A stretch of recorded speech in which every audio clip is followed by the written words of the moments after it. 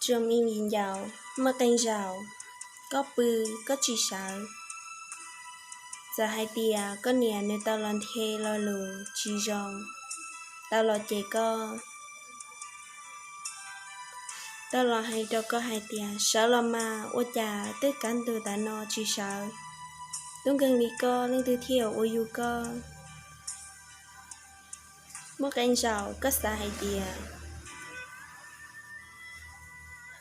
Dù ý lần nhẹ, ô chà dù hiểu luôn, dù bư dù chỉ sợ, dù tí hình đi dù, ô chà này sẽ chỉ muôn kỳ.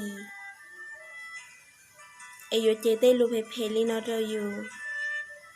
Ta chỉ có xa rơ rong. Dù có muốn đo lô tê lù tù nhó, chỉ dù có sợ li là hoa bùi dù lô cha có là. Có chỉ nó lô những cả lìa, có xa sợ thọ tư có mà sợ co. Nhà li nó, dù nè thía dù chỉ thía li lưu dù. Lô chê dù ta, luôn đầu dù ta, luôn luôn. Giờ có tôi tôn gần, có chịu qua no, chịu qua nà,แล้วก็เนี่ยที่ก็chỉ riêng lúc chúa có tà lì. Chịu mua ý giao tư là dù mua có cho bỏ chê. Giờ có tờ tàn giao, là hai chị tao có.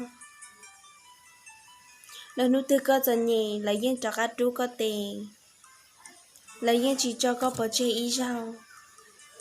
Có chỉ thó xả hai tiền. Dù nè thiết dù chỉ, chê dù qua lua, dù muốn ra lửa tù nhỏ lua chỉ chê dù. Ta chỉ lô tê, chú do lũ thảo co mua nô. Lũ thảo co chẳng mua nả sư, lũ chỉ lũ co một tí xà. Thảo co nè thiết có chỉ chê có chỉ cho xài tìa có dầu khế tờ. Muốn ra lua nhỏ, muốn lũ lua lửa tù. Ta chỉ khea. Dù nè dù chỉ thiết lý lũ dù tí tia. Nếu con chỉ luôn nên giờ nhẹ, con nhẹ theo có chỉ theo lý ba con. Lữ tù là cho yêu khả no, thảo con mua xứ.